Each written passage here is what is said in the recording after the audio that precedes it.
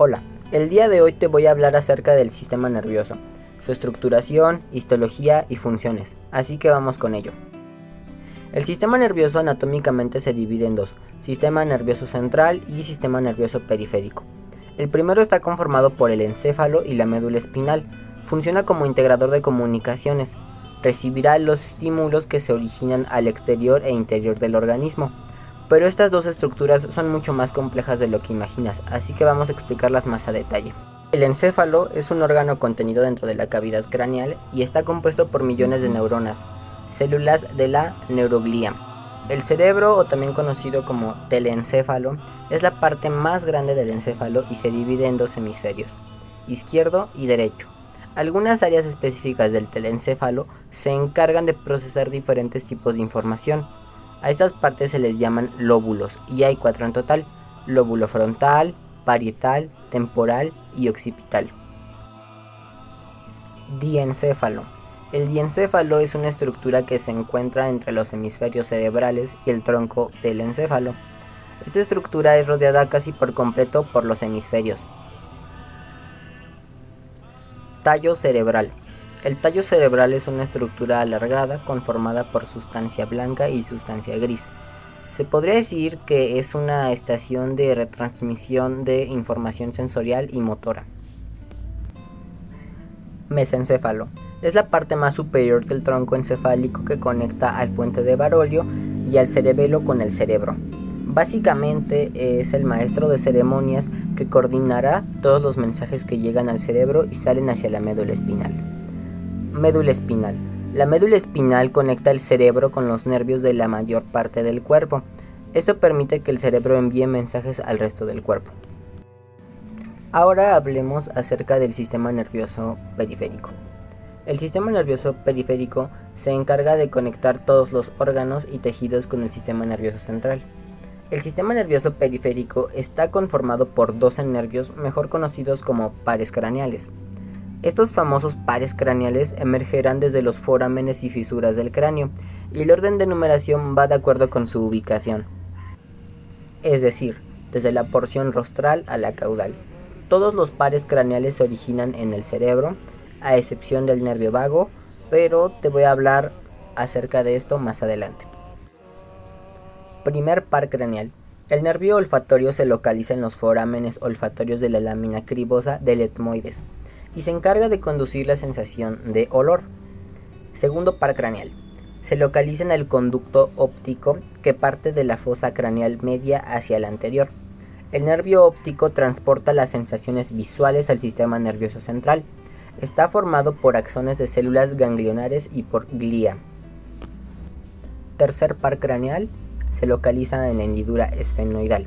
El nervio oculomotor tiene funciones meramente motoras, o sea, que solo se encargará del movimiento en los ojos a través de sus fibras nerviosas y la contracción de la pupila, así como de la ciliación del cristalino. Cuarto par craneal. El nervio troclear también se ubica en la hendidura esfenoidal. Se encarga del estímulo en el músculo oblicuo superior. Gracias a este músculo es posible la movilización del globo ocular hacia abajo. Quinto par craneal. El nervio trigémino se ubica en la fisura orbital superior. Este par craneal cuenta con 3 divisiones: oftálmica, maxilar y mandibular, y recibe información sensitiva de la cara e inerva los músculos de la masticación. Sexto par craneal. El nervio ocular externo inerva el músculo recto lateral, el cual abduce el globo ocular. Séptimo par craneal. El nervio facial externo lleva inervación motora a los músculos encargados de la expresión facial, recibe los impulsos gustativos de los 2/3 anteriores de la lengua y proporciona inervación secretomotora a las glándulas salivales. Recorrerá el canal auditivo externo hasta el canal facial y sale por el agujeo estilomastoideo. Octavo par craneal. El nervio vestibulococlear se divide en 2 ramas, así como su nombre lo indica, vestibular y coclear. La rama vestibular lleva impulsos para coordinar el equilibrio, y el brazo coclear lleva impulsos auditivos. Se localiza en el conducto auditivo interno. Noveno par craneal. El nervio glosofaríngeo Ayuda a mover los músculos de la garganta y lleva la información de la garganta, las amígdalas y la lengua al cerebro, y se ubica en el foramen yugular. 10º par craneal. El nervio vago es el responsable del reflejo del vómito, la deglución y la tos. Se ubica en el foramen yugular. 11º par craneal. Nervio espinal. Es un nervio motor el cual permitirá la fonación y el movimiento de la cabeza y los hombros. Este nervio se localiza en el foramen yugular.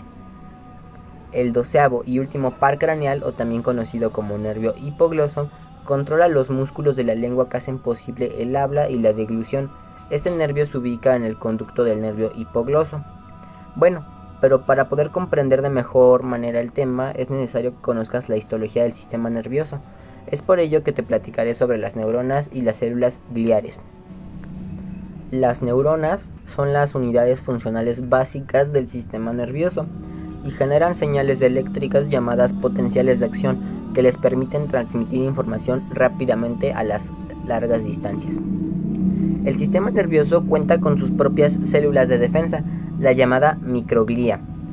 Las células de la microglía se encargan de deambular por nuestro cerebro en busca de posibles daños, lesiones o microorganismos peligrosos. Si la microglía detecta un peligro, ésta se activa y desencadena una respuesta de defensa que reclutará más células inmunitarias para intentar eliminar lo que esté causando daño. Para poder combatir las infecciones, las células gliares son capaces de hacer dos cosas: engullir células muertas, toxinas o patógenos que puedan estar implicados en la lesión, o sea, actúan como una especie de aspiradora cerebral, pero por otra parte también son capaces de liberar toda una serie de sustancias que activan la inflamación, lo cual es un proceso natural del organismo que favorece la respuesta del sistema inmunitario y por tanto la curación de una lesión. Las microglías son células del sistema nervioso central que funcionan como elementos del sistema inmunológico, protegiendo al organismo de agresiones externas e internas. Las siguientes son los tipos de células de la macroglía: los oligodendrocitos en el sistema nervioso central y las células de Schwann en el sistema nervioso periférico. Presentan cuerpos celulares pequeños con escasos procesos celulares. Esta variedad de células son las encargadas de la mielinización. Las meninges son 3 membranas que protegen el sistema nervioso central, envolviendo al encéfalo y a la médula espinal, separándolas así de las paredes de los huesos que las rodean. Hay 3 meninges que desde afuera hacia adentro son la dura madre, la aracnoides y la pia madre. Ahora vamos con otro tema que también es sumamente interesante: el líquido cefalorraquídeo. El líquido cefalorraquídeo representa un 10% del volumen intracraneal, protege al cerebro y a la médula espinal, transporta nutrientes y metabolitos, además de favorecer la distribución de fármacos cuyo blanco terapéutico es el sistema nervioso central. Es producido principalmente por los plexos coroideos y reabsorbido en las vellosidades aracnoideas. Su secreción está asociada al transporte de iones y agua a nivel de las barreras hematoencefálicas. El líquido cefalorraquídeo se elabora a partir del tejido que reviste los ventrículos, esos huecos que ves en el cerebro. Fluye dentro del cerebro y la médula espinal. Desde el lugar de formación en el interior de los ventrículos, el líquido cefalorraquídeo fluye hacia abajo debido a este gradiente de presión decreciente, a través de los sucesivos ventrículos y posteriormente circula por los espacios subaracnoideos hasta los hemisferios cerebrales, donde se absorbe. Componentes. El principal componente del líquido cefalorraquídeo es el agua, pero además tiene entre sus materiales elementos como el calcio, cloro, potasio, glucosa, fosfato y algunos otros que no contienen hidratos de carbono en su composición molecular. Como habrás podido notar, el líquido cefalorraquídeo es un fluido de mucha relevancia dentro de las funciones corporales, y es por eso que va a ser blanco de análisis clínicos para el diagnóstico de diversas patologías. Es por esto que va a requerir de una técnica especial para su obtención. A esta técnica se le conoce como punción lumbar.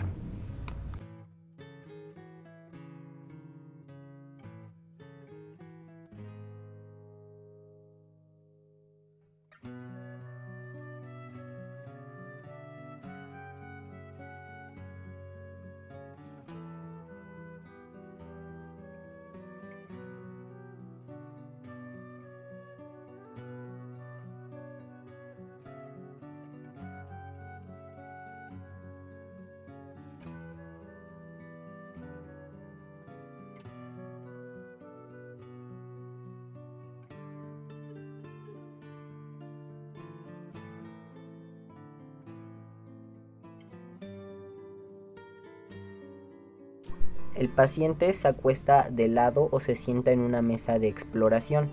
Después de esto, la persona que va a realizar la obtención limpia la espalda y le inyecta un anestésico en la piel para que no sienta dolor durante el procedimiento. Una vez que esta parte de la espalda esté completamente insensible, le insertará una aguja delgada y hueca entre dos vértebras de la parte inferior de la columna vertebral. Luego, el médico extraerá una pequeña cantidad de líquido cefalorraquídeo para hacer pruebas. Este proceso lleva alrededor de 20 minutos. Mientras se extraiga el líquido cefalorraquídeo, el paciente debe de quedarse muy quieto y no realizar movimientos. Tal vez le pidan que se quede acostado de espaldas por 1 o 2 horas después del procedimiento. Esto para evitar que tenga dolor de cabeza más tarde.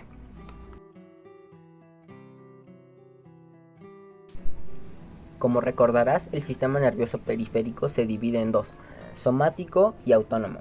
Pues bueno, ahora te hablaré acerca de este último. El sistema nervioso autónomo recibe aferencias de distintas partes del sistema nervioso central, que procesan e integran los estímulos provenientes del cuerpo y del ambiente externo. Estas partes incluyen el hipotálamo, el núcleo del tracto solitario, la formación reticular, la amígdala, el hipocampo y la corteza olfatoria. El sistema nervioso autónomo se divide en dos, simpático y parasimpático. El sistema simpático y parasimpático constan de dos grupos de cuerpos nerviosos, preganglionar y postganglionar. El primero está localizado en el sistema nervioso central, con conexiones con otro grupo localizado en los ganglios fuera del sistema nervioso central. Y el postganglionar es un conjunto que tiene fibras eferentes que van desde los ganglios hasta los órganos efectores. Entonces, el sistema nervioso simpático es catabólico, es decir, activa las respuestas de lucha o huida, mientras que el sistema nervioso parasimpático es anabólico, conserva y restablece. Y ya para ir acabando este video, te hablaré acerca del arco y acto reflejo. Un acto reflejo es un movimiento involuntario que una persona realiza como respuesta ante cierto estímulo. Estos movimientos son controlados por el arco reflejo, una serie de estructuras que actúan intermediando entre el receptor sensorial y el efector. Hay que diferenciar, por lo tanto, entre el acto reflejo y el arco reflejo. El acto reflejo es una acción involuntaria y estereotipada, mientras que el arco reflejo son las estructuras que impulsan la realización del acto reflejo.